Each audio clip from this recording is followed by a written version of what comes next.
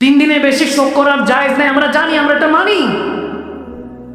আমাদের মুমিনদের সর্দার যিনি থাকবেন, যুবকদের সর্দার ইমাম হোসাইনের রসুল আরবের খানদান লুটে গেল, কোরবানি হয়ে গেল, ওখানের ওই বিষয়টা নিয়ে আমরা মেহফিল সাজাতে পারবো না, গাম মানাতে পারবো না। শিয়ার তোকমা লাগিয়ে দিবেন, একটা নতুন করে ফাসাদ শুরু হয়েছে, সুন্নিদের মধ্যে নাসিবি ঢুকে গিয়েছে। একজন আকাবির জুবানে শোনা, সুন্নিদের মধ্যে নাসিবি ঢুকে গিয়েছে, মনে করে যে আহলে বায়াতের কথা বললে শিয়ার তোকমা, খারিজ রাফিজিদের তোকমা লাগিয়ে দেয়। বসি আছে সিরুন ইসমাইল জাবিউল্লাহ 10ই জিলহজে পালন করেন। যদি ওই দিন ইসমাইল জাবিউল্লাহ কোরবানি হয়ে যেতেন, প্রত্যেক বাবার উপরে ফরজ হতো ওই কোরবানির দিন নিজের সন্তানকে কোরবানি করা। বেঁচে গিয়েছে তো এজন্য জুবান দিয়ে বড় বড় কথা বের হয়। শুনেন, উনি তো পর্দাদার ছিলেন ইসমাইল জাবিউল্লাহ।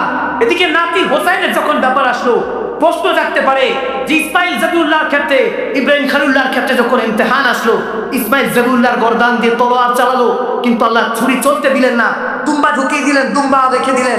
ঈদুল আজহা হয়ে গেল, 10ই জিলহজ, রক্ত দিয়ে শেষ হয় বছর, আবার রক্ত দিয়ে শুরু মুহররমের মাস। এই মাস স্যাক্রিফাইসের মাস নয়, আদর্শের মাস। শুধু এই দুজনের মধ্যে আমি পার্থক্য এটাই বলি যে দাদার বেলায় ছুরি চলে নাই, নাতির বেলায় ছুরি চলেছে। এই জন্য দাদার বেলায় ছুরি চলে নাই, কারণ নূরে মুস্তাফা ইসমাইল জাবিউল্লাহর মধ্যে ছিল। নূরে মুস্তাফা বাঁচাবার যখন দরকার ছিল, আল্লাহ ছুরি কেন চালাই নাই। আর যখন দ্বীনে মুহাম্মাদি বাঁচানোর দরকার ছিল, নাতি হোসাইনকে কুরবান করে দিয়েছেন। সুবহান।